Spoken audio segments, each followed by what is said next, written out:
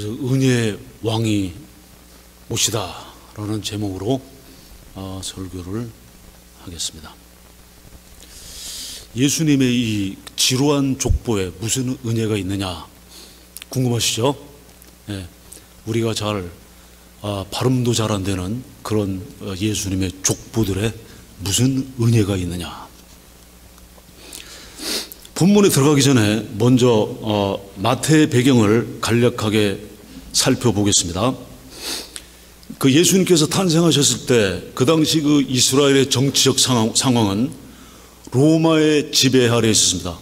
그 로만 엠파이어, 그 로마 제국이 예수님 당시에 굉장히 넓은 지역을 다 지배하고 있었죠. 저 끝에 그 스페인에서부터 그 다음에 북아프리카, 그 다음에 소아시아, 동서남북으로 막강한 제국을 형성하고 있을 때가 예수님께서 오셨을 때의 상황입니다. 이스라엘에 대한 로마의 압제 중에 하나는 뭐니 해도 쥐어짜내는 세금이었습니다. 세금 징수. 예. 로마는 그 정복한 국가들로부터 아주 무자비하고도 조직적으로 세금을 뽑아내었습니다. 로마 원로원의 상원이면은 어떤 식민국의 세금 징수권을 로마 정부로부터 사요. 그러면 그 산 식민지 그 국가의 세금은 내 마음대로 거둘 수 있는 겁니다. 이들은 어떻게 식민국의 세금을 거둬들었냐면 식민국 사람을 세리로 tax collector, 그러니까 오늘날의 그 IRS는 아니죠. 예, IRS에 해당하는 건데 IRS는 법대로 하는 거고 이 세리 tax collector, 이 세리는 식민국 사람에게 고용되어 가지고 그 다음에 일정 금액을 그들에게 바치게 해요. 예, 식민국 지배자에게. 그 나머지 금액은 네가 얼마를 걷든지 다 네 거다. 그럼 어떻게 했어요? 무자비하게 세금을 걷어내는 거죠, 이제. 예. 뭐 목에 꽂든지 등에 꽂든지 꽂아서 피를 빨아대는 겁니다.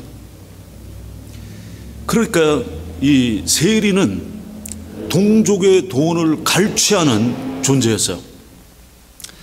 그래서 사람들은 세금 징수자, 세리하면은 나라를 팔아먹는 배신자이며 동족의 고혈을 짜내는 파렴치한 반역자로 여겼습니다.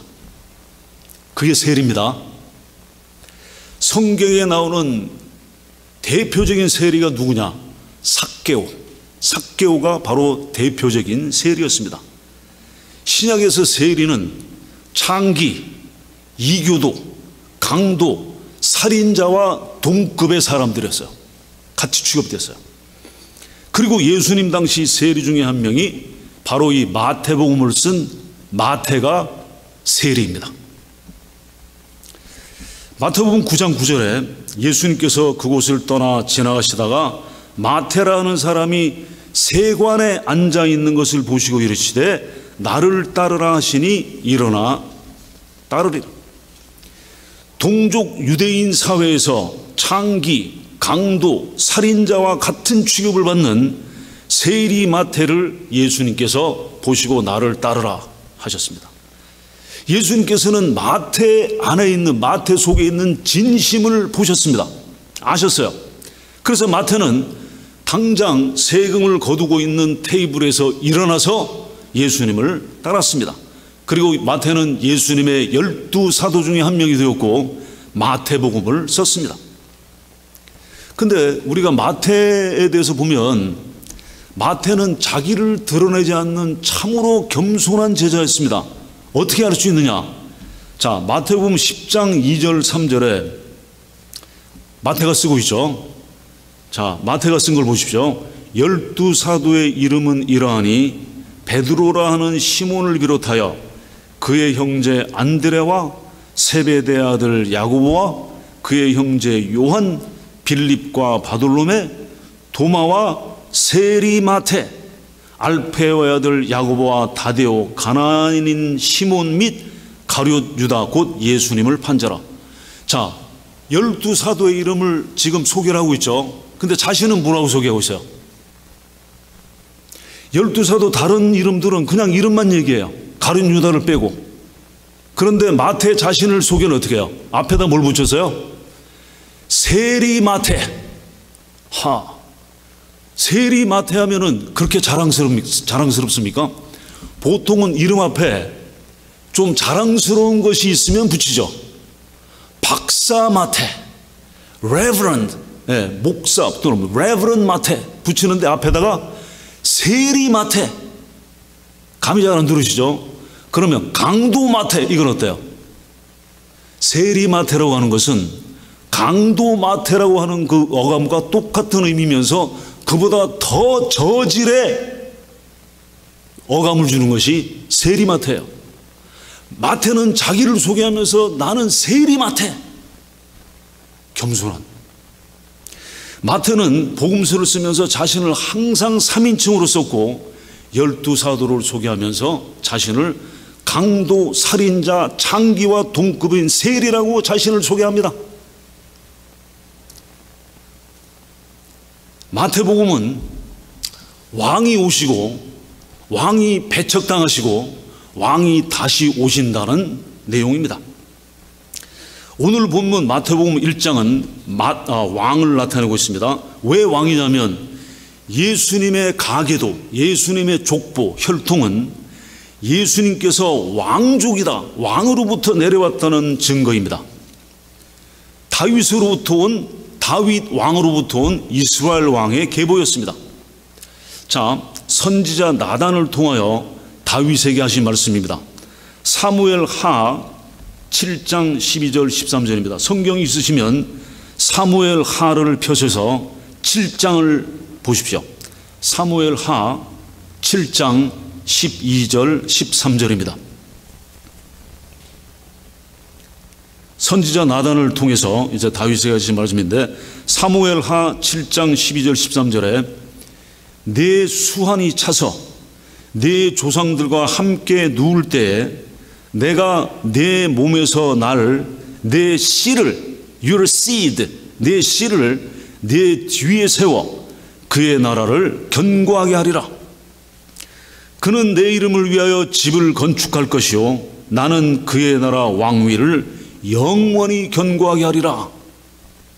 자, 다윗에게 지금 선지자 나단을 통해서 말씀하시는데 내 몸에서 내 seed, your seed 그 나라를 견고하게 하고 내 이름을 위하여 집을 건축할 것이고 그의 나라 왕위를 영원히 견고하게 하리라 했어요. 다윗의 자손을 통해서.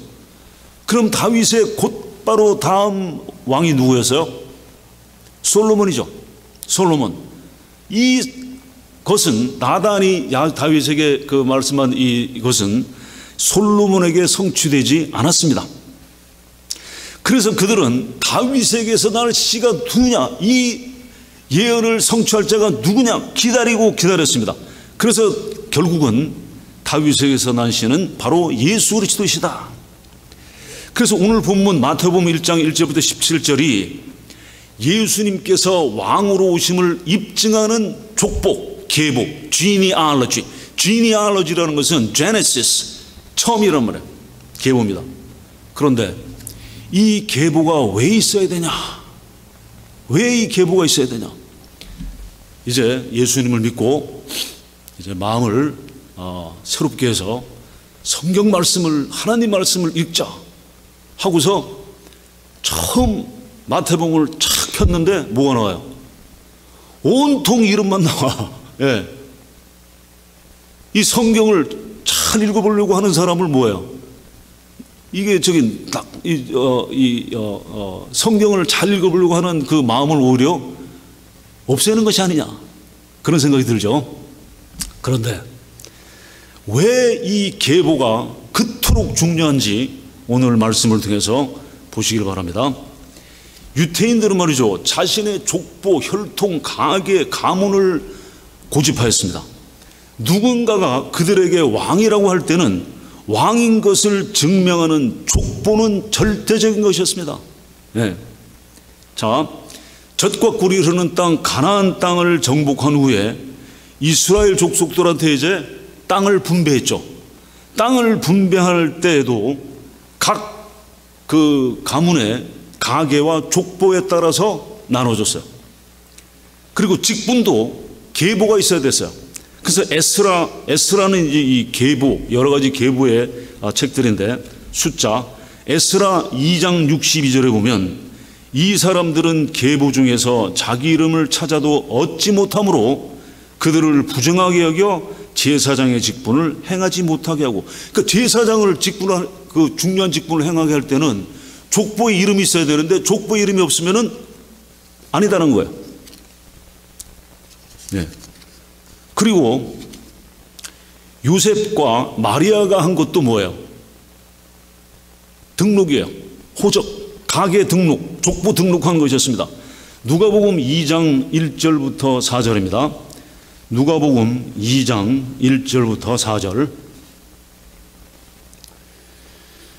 자, 누가복음 2장 1절부터 4절 제가 읽겠습니다. 이때 가이사 아구스도, 이건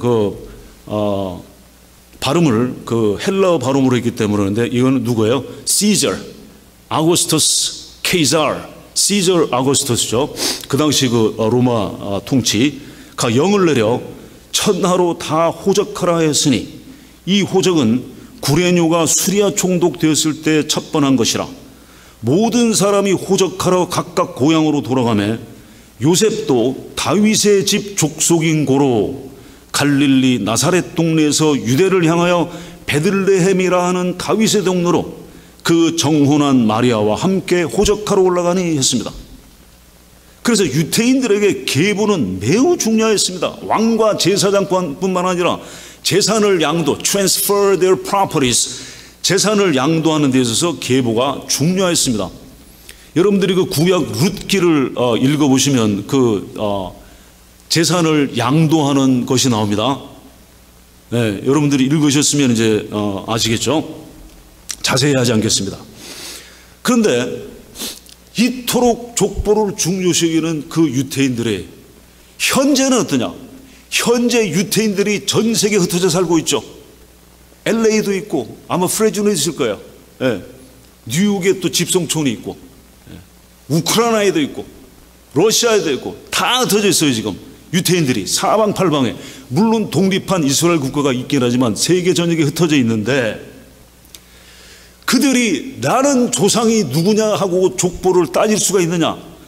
전혀 없어요. 지금은 유대인 족보가 완전히 사라졌습니다. 그들은 자기의 가계를 절대로 타고 올라갈 수가 없어요. 완전히 유대인의 혈통은, 그 족보는 사라졌어요. 그래서 오늘날 전 세계에 흩어져 살고 있는 유대인은 그 누구도 내가 다윗의 자손이라고 증명할 수가 없습니다. 증명하려면 강해도 족보가 있어야 되는데, 그래서 만일 누가 내가 메시아다라고 주장한다면 그가 메시아임을 증명할 길이 없어요. 아시겠습니까?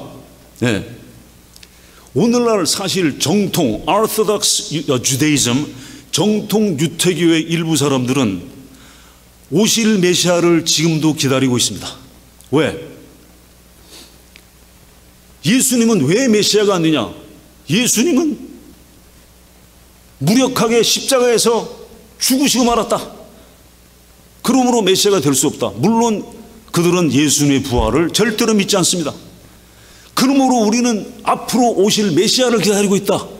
그런데 과연 그들이 말하는 대로 누군가가 메시아로 나타났다 했을 때 그가 메시아임을 증명할 길이 없는 겁니다. 메시아가 될 수가 없어요. 그렇다면 예수 그리스도께서 다윗 왕의 자손임을 증명할 수 있는 마지막 사람이라고 할 수 있습니다. 네. 마태복음의 계보는 다윗과 아브라함으로부터 내려오는 기록이에요. 내려오는 기록. 네. Descending genealogy. 그런데 누가복음 3장에도 계보가 나오는데 이 누가복음 3장의 계보는 거꾸로예요. 올라가는, 예수님으로부터 시작해서 올라가는 ascending genealogy, 그러니까 상승 계보예요. 그럼 이게 왜 그러냐? 하나는 예수님부터 시작하고 하나는 예수님으로 끝납니다. 알파와 오메가. 자, 본문 마태복음 1장 16절을 봅니다. 마태복음을 펴놓으십시오. 마태복음 1장 16절. 야곱은 마리아의 남편 요셉을 낳았으니 마리아에게서 그리스도라 칭하는 예수님께서 나시니라. 요셉이 누구로 지금 소개되고 있습니까? 마리아의 남편. 네. 왜 요셉을 예수님의 아버지라고 표현 안 하냐? 육신적인 아버지가 아니에요. 그러니까 마리아의 남편으로 소개하고 있는 겁니다. 그래서 성경은 결코 요셉을 예수님의 아버지라고 표현을 하지 않습니다. 그렇게 칭하지 않습니다. 그러니까 요셉이 아니라 마리아에게서 그리스도로 칭하는 예수님께서 나셨다. 여러분, 이거 언뜻 보면 당연한 얘기 같은데, 여자의 몸에서 그리스도께서 나신다. 이건 어디서부터 기록이 되어 있냐면 저 앞에 창세기부터 기록하고 있습니다. 창세기부터 그리스도 구원자가 오실 것을 말씀하고 계세요. 자, 창세기를 펴보십시오. 3장 14절 15절입니다. 창세기 3장 14절과 15절. 자, 창세기 3장 14절 15절 제가 읽습니다. 여호와 하나님이 뱀에게 이르시되 내가 이렇게 하였으니 내가 모든 가축과 들의 모든 짐승보다 더욱 저주를 받아 배로 다니고 살아있는 동안 흙을 먹을지니라. 내가 너로 여자와 원수가 되게 하고 네 후손도 여자의 후손과 원수가 되게 하리니 여자의 후손은 내 머리를 상하게 할 것이요 너는 그의 발꿈치를 상하게 할 것이니라 하시고,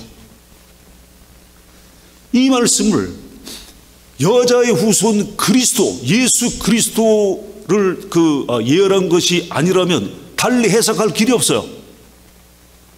그래서 여자와 원수가 되게 한다. 여자의 후손도 너와 원수가 된다. 여자의 후손은 내 머리를 상하게 한다. 언제? 예수님께서 언제 사탄의 머리를 짓이기 위해서 으깨놓으신 거예요? 십자가에 달리실 때 사탄을 완전히 으깨놓으셨습니다. 그러나 아직 살아있습니다. 멸망하지 않았어요. 그런데 너는 뭐 한다 그랬어요? 너는 여자의 후손에 발꿈치를 상하게 할 것이라. 예수님께서 이 세상에 육신으로 계실 때 많은 고통과 고난을 받으시고 한 것들, 그런 것들이 발꿈치를 상하게 했다. 자, 여자의 후손 마리아에게서 예수님께서 나셨습니다. 자, 본문 1절입니다. 마태복음 1장 1절. 아브라함과 다윗의 자손 예수 그리스도의 계보, 세계, 족보, 예수 그리스도의 시작에 관한 이름들을 기록한 책 계보입니다. 그래서 예수 그리스도는 예수스 크리스토스, 헬라 예수스 크리스토스, 우리 발음하고 비슷하죠. 예수 그리스도. 그러니까 Jesus Christ는 오히려 발음이 좀 빗나간 겁니다. 본문에서. 어쨌든 예수스는 무슨 의미냐? 예수스는 예슈아 또는 제헤슈아인데 그것은 Jehovah saves, 여호와께서 구원하신다, 주님께서 구원하신다는 의미가 예수예요. 예수스. 크리스토스는 뭐냐? 크리스토스는 기름 부음 받은 자, the anointed one, 기름 부은 자라는 의미인데, 즉 예수 그리스도는 선지자로, 제사장으로, 왕으로 기름 부으심을 받았습니다. 그러니까 이것은 선지자시요 제사장이시요 왕이신 구원자 그리스도의 시작에 관한 책입니다. 예수 그리스도는 왕이셨습니다. 이 왕은 은혜의 왕이셨습니다. 예수 그리스도께서 은혜의 왕 되심이 이 예수 그리스도의 족보 전체에 드러나 있습니다. 이 이름들에서 은혜가 느껴지십니까? 자, 먼저 왜 은혜를 느낄 수 있냐면 한 여자를 선택하신 데에서 은혜의 왕을 봅니다. 이 한 여자가 누굽니까? 마리아. 한 여자 마리아에게 은혜를 주셔서 하나님의 아들의 어머니가 되었습니다. 마리아는 경건한 여자였습니다. 그리고 그녀는 주 예수 그리스도 구세주가 필요한 죄인이기도 했습니다. 예수님은 마리아의 아들이자 마리아의 구세주이셨습니다. 그런데 로마 가톨릭은 마리아를 엄청난 위치로 승격시켰어요. 마리아가 만약 이 사실을 안다면 매우 분개했을 것입니다. 그게 내가 아닌데. 로만 카톨릭 처치, 로만 카톨릭은 뭐라 그러냐? 마리아는 죄가 없다. 완전히 무죄하다. 그리고 그녀는 종신토록 처녀성을 유지하였다. 그렇습니까? 마리아는 여러 명의 자녀를 두었습니다.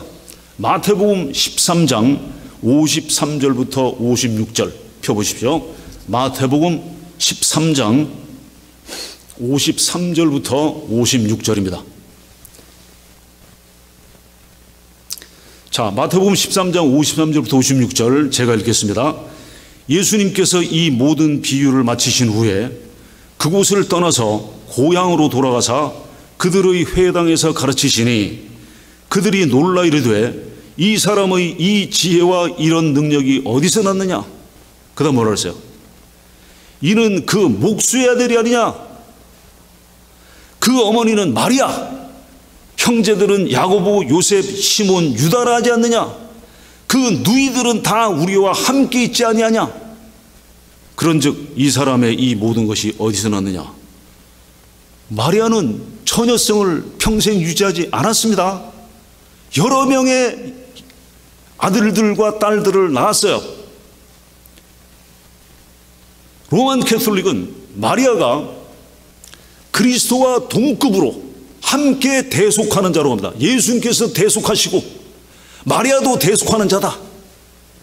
또 마리아는 예수님과 함께한 중보자랍니다. 예수님께서 하나님과 사람 사이에 중보하시지만 마리아도 하나님과 인간 사이에 중보한다. 마리아는 무죄하였기 때문에 살아있는 채로 승천하였다. 예수님께서 승천한 것처럼 승천했다고 합니다. 그들은 모든 면에 있어서 마리아가 예수 그리스도와 일치한다고 합니다. 마리아에 대한 이 모든 주장은 사실이 아닙니다. 마리아는 다른 모든 여인과 마찬가지로 죄인이었습니다. 그래서 그녀는 구세주가 필요하였습니다. 그래서 마가복음 3장 31절부터 35절입니다. 펴보십시오. 마가복음 3장입니다. 마가복음 3장 31절부터 35절. 그때 예수님의 어머니와 동생들이 와서 밖에 서서 사람을 보내어 예수님을 부르니 무리가 예수님을 둘러 앉았다가 여짜오되 보소서 당신의 어머니와 동생들과 누이들이 밖에서 찾나이다. 대답하시되 누가 내 어머니며 동생들이냐 하시고 둘러앉은 자들을 보시며 이르시되 내 어머니와 내 동생들을 보라. 누구든지 하나님의 뜻대로 행하는 자가 내 형제요 자매요 어머니니라. 아시겠습니까? 마리아는 군중 속의 한 사람일 뿐이었습니다. 마리아는 예수 그리스도께로 갈 때 다른 모든 사람이 예수님께 가는 것과 같은 방법으로 가야 했습니다. 마리아는 하나님 아버지의 뜻을 따라야 했습니다. 자, 예수님께서 말씀하실 때 어떤 한 여자가, 군중 속의 한 여자가 마리아를 칭송하려고 막 나타납니다. 그것이 어디냐? 누가복음 찾으십시오. 누가복음 11장 27절과 28절입니다. 누가복음 11장 27절 28절 제가 읽겠습니다. 누가복음 11장 27절 28. 이 말씀을 하실 때에 무리 중에서 한 여자가 음성을 높여 이르되 당신을 뵌 태와 당신을 먹인 젖이 복이 있나이다 하니 누구를 징송하는 거야? 마리아. 당신을 뵌 태, 당신을 먹인 젖, 당신의 육신의 어머니가 복이 있습니다 하고서 막 높이니까 예수님께서 뭐라 하셨어요? 이르시되 오히려 하나님의 말씀을 듣고 지키는 자가 복이 있느니라 하시니라. 이 여자는 뭘 하고 있는 거야? 당신을 뵌 태와 당신을 먹인 젖이 복이 있나이다 하면서 무슨 교리를 만드는 거예요 지금? 마리아를 숭상하고 높여서 로만 카톨릭 교리를 만들고 있는 거예요. 예수님께서 그러냐 참 잘했다 참 잘 말했다, 마리아는 신성하니 너희들이 숭배하고 존경해라 그러십니까? No. 예수님께서는 오히려 하나님의 말씀을 듣고 지키는 자가 복이 있다. 마리아는 그러면 이 사실을 알고 있었을까요? 물론입니다. 마리아 자신도 너무나 잘 알고 있었어요. 자, 누가복음 1장입니다. 누가복음 1장 46절부터 48절입니다. 자, 누가복음 1장 46절만 보겠습니다. 마리아가 이르되 내 영혼이 주를 찬양하며 내 마음이 하나님 내 구주를 기뻐하였으면 그의 여종의 비천함을 돌보셨습니다. 마리아는 자신이 비천한 죄인인 것을 알고 있었어요. 그래서 하나님의 은혜가 필요한 것을 알고 있었습니다. 죄인인 마리아는 하나님의 은혜를 받은 여인이었습니다. 마리아를 통해서 볼 때 하나님의 은혜를 알 수 있습니다. 자, 그 다음에 두 번째입니다. 두 번째로 하나님의 은혜를 두 남자의 시에서 볼 수 있어요. 자, 본문 마태복음 1장 1절입니다. 다시 읽습니다. 아브라함과 다윗의 자손 예수 그리스도의 계보라. 누가 나와요? 아브라함, 다윗. 아브라함, 다윗을 보면 어떻게 하나님을 은혜를 알 수 있냐? 아브라함과 다윗은 죄인이었습니다. 다윗이 누굽니까? 다윗은 밧세바와 매우 악한 간음을 하고 그 남편을 살인시켰습니다. 다윗은 간음죄와 살인죄에 본보기를 보여줬습니다. 아브라함은 어때요? 그랄이라는 동네에서 아내가 예쁘니까 자기를 해칠까봐, 자기를 해치고 아내를 뺏어갈까 뭐라 그러세요? 이 사람은 내 아내가 아니라 내 누이다. This is my sister. 거짓말을 했어요. 네. 그래서 둘 다 부끄러움을 당했습니다. 이에 관한 이야기는 다 아시죠? 이 두 죄인 아브라함과 다윗의 씨가 하나님의 아들이셨습니다. 이것은 죄인에게 베푸신 하나님의 은혜입니다.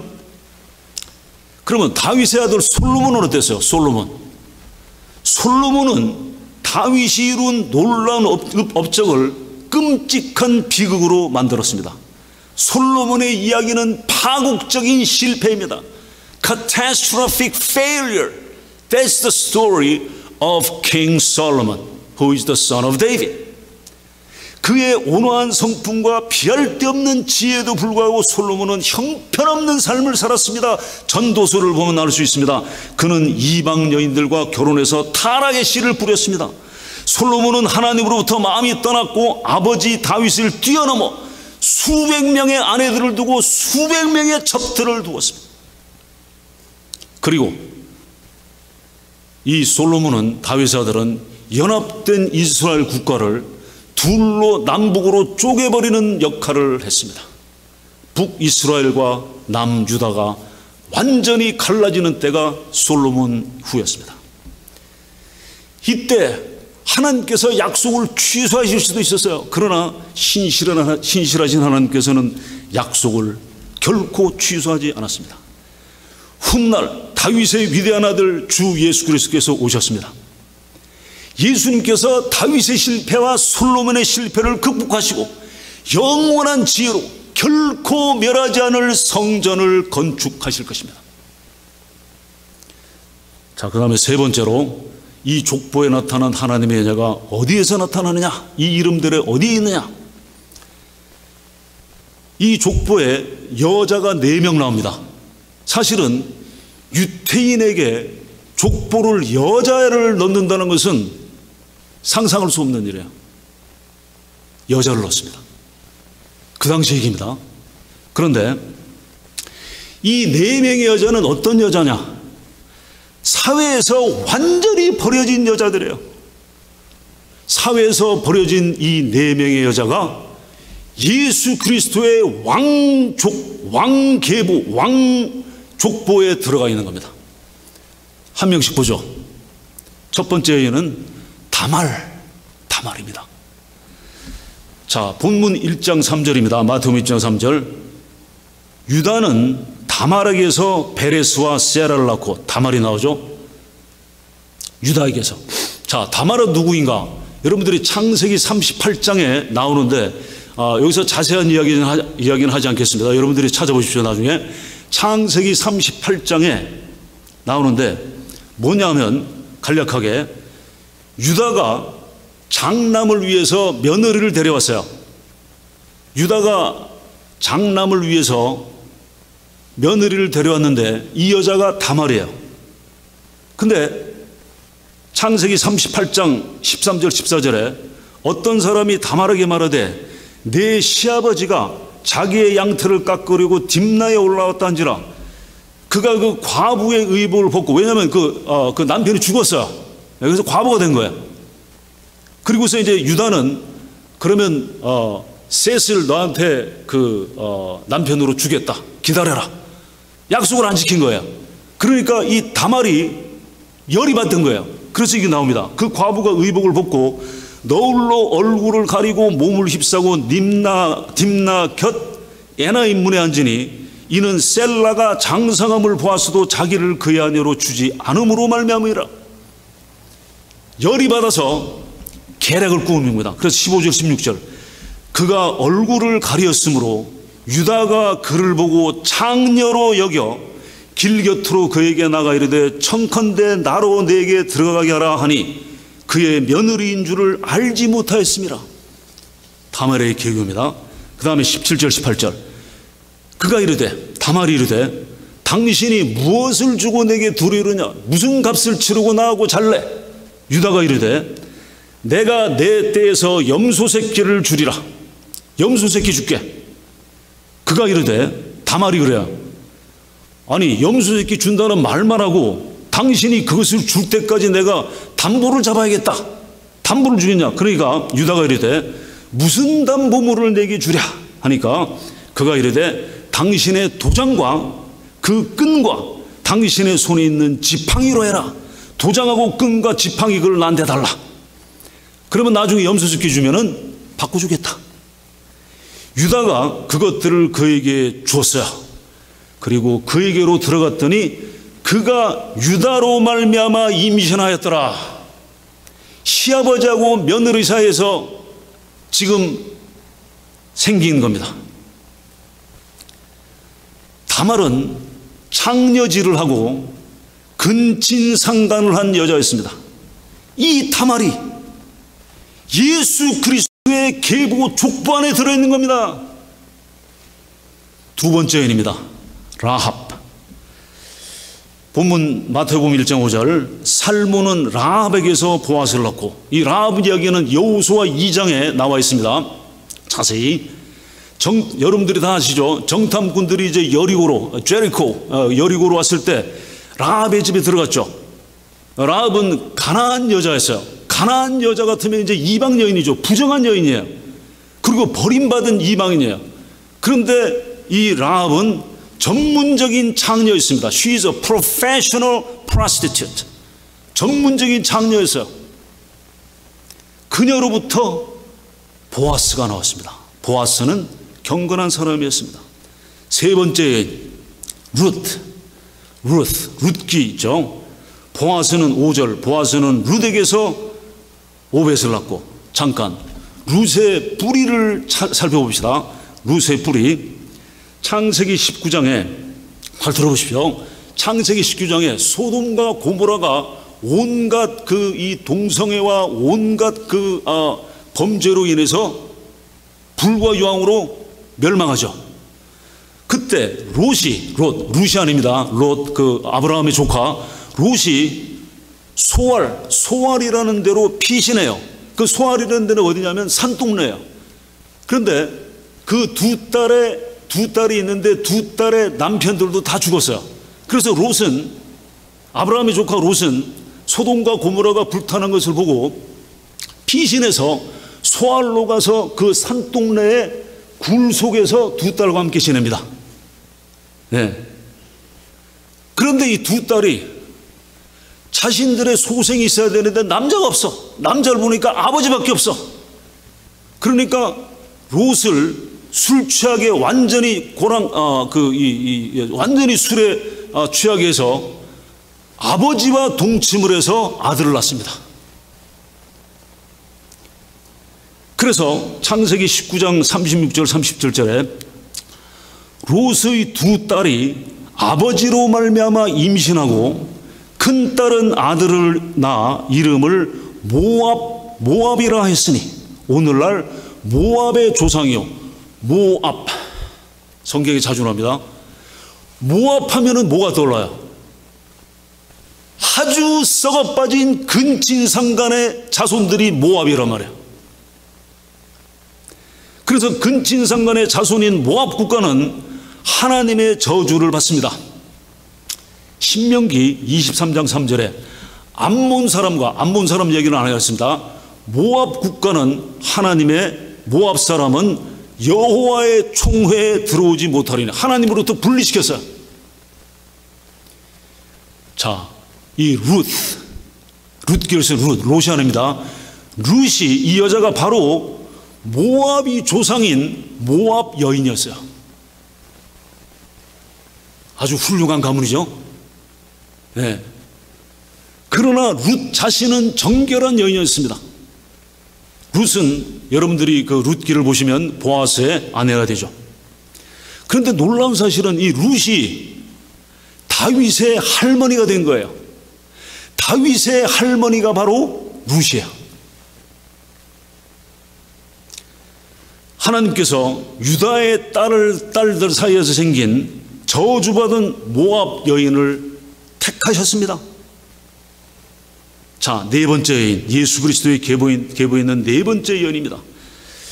본문 마태복음 1장 6절, 다윗은 우리야의 아내에게서 솔로몬을 낳고, 잠깐, 우리야 어디서 들어보셨죠? 우리야의 아내가 누굽니까? 밧세바. 근데 우리야는 어떻게 죽었어요? 다윗이 유부녀 밧세바를 억지로 끌어다가 간음을 하고 거기서 임신을 하니까 우리야를 죽여야 되는 거예요. 전쟁터에 일부러 가서 죽게 만들었습니다. 살인했죠. 다윗은 유부녀인 밧세바와 간음하고 그 남편 우리아를 살인한 이야기는 사무엘하 11장 12장에 자세히 나옵니다. 다윗이 이 간음녀 밧세바와의 사이에서 나온 아들이 바로 솔로몬이에요. 솔로몬. 네. 아주 휘황찬란한 족보죠. 예수 그리스도의 계보에 있는 이 네 명의 여자들 중 두 명은 장녀였고 한 명은 근친상간의 자손이며 한 명은 간음녀였습니다. 혈통과 가문을 중요하게 생각하는 유대인들에게 왕이신 예수 그리스도의 족보의 이방인 여자들, 그것도 사회적으로 최하층민 쓰레기들이 들어왔다는 사실은 충격이었습니다. 이 고상한 이 왕의 가문에 어떻게 이런 쓰레기들이 들어올 수 있냐. 우리도 이런 족보를 보면 저 집안은 막되먹은 집안이다, 썩은 집안이다 라고 생각하지 않겠습니까? 그런데 하나님께서 버림받은 이 네 명의 여인들을 예수 그리스도의 계보에 넣으신 이유가 무엇일까요? 하나님의 선하신 목적이 반드시 있습니다. 예수님께서 죄인들에게 은혜를 베푸시고 죄인들을 구원하시러 오셨다, 우리가 많이 말하죠. 자, 마태복음 9장을 펴보십시오. 마태복음 9장 10절입니다.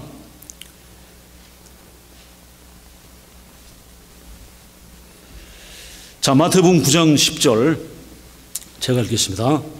펴놓으십시오.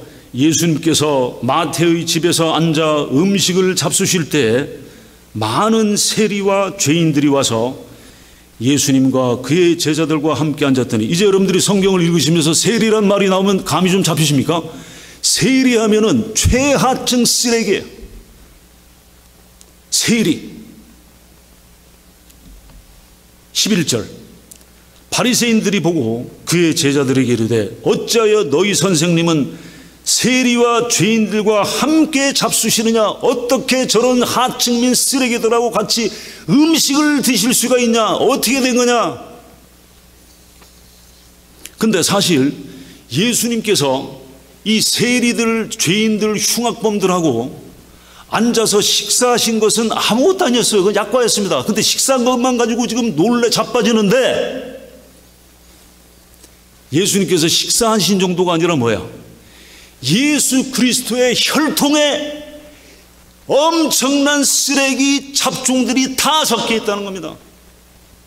우리가 생각할 수 있는 온갖 흉측한 일들을 저지른 죄인들이 예수 그리스도의 혈통에 들어있다는 거예요.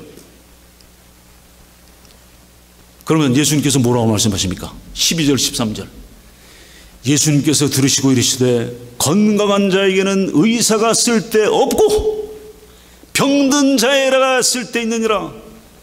병들고 썩어 문드러진 죄인들에게라야 예수 그리스도가 필요하다는 거야. 너희는 가서 내가 긍휼을 원하고 제사를 원하지 아니하노라 하신 뜻이 무엇인지 배우라. 자, 나는 의인을 부르러 온 것이 아니요 죄인을 부르러 왔노라 하시니라.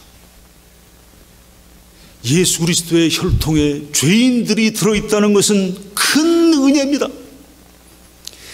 죄인을 불러 구원하시려고 오신 예수 그리스도의 목적이 예수 그리스도의 족보에 적나라하게 나타나 있습니다.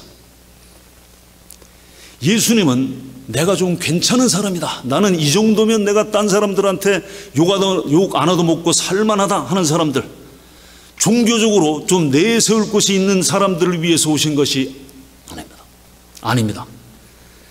자신이 하나님 앞에서 죄인임을 알고 영적으로 거지, 영적으로 가난하게 돼서 죄에 대해서, 내 죄에 대해서 애통하는 자에게 구원을 주시려고 예수님께서 오신 겁니다.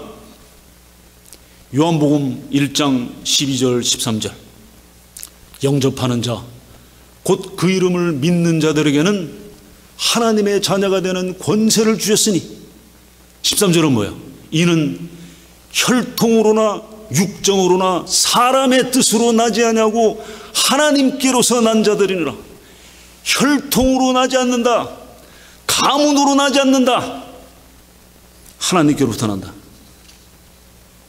구원은 혈통이나 가문으로 절대로 얻어지지 않습니다. 목사 집안의 혈통은 나의 구원과 아무 상관이 없습니다. 고린도전서 1장 펴보십시오. 고린도전서 1장 26절부터 31절입니다. 고린도전서 1장 26절부터 31절입니다. 1장 제가 읽겠습니다.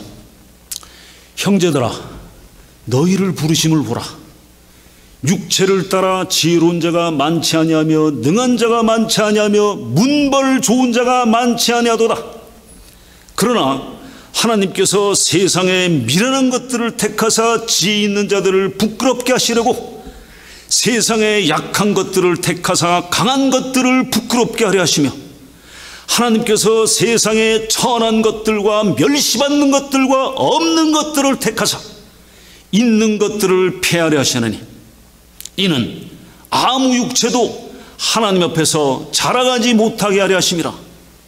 너희는 하나님께로부터 나서 그리스도 예수님 안에 있고 예수님은 하나님으로부터 나와서 우리에게 지혜와 의로움과 거룩함과 구원함이 되셨으니 기록된 바, 뭐라 그랬어요? 기록된 바 자랑하는 자는 주 안에서 자랑하라 함과 같게 하람이라. 우리는 육체적으로, 가문으로, 혈통으로 절대로 자랑할 것이 없습니다. 우리의 자랑은 우리 주 예수 그리스도 안에밖에 없어요.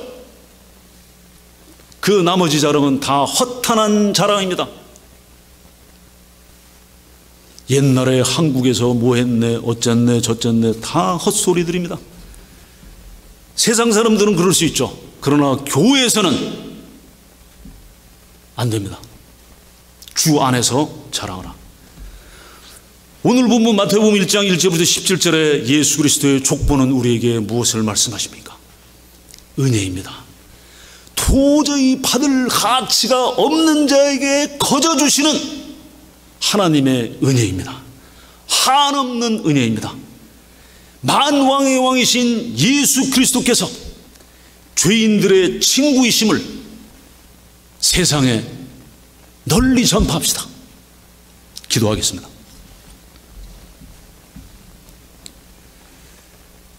사랑의 아버지 하나님, 오늘 예수 그리스도의 족보를 통해서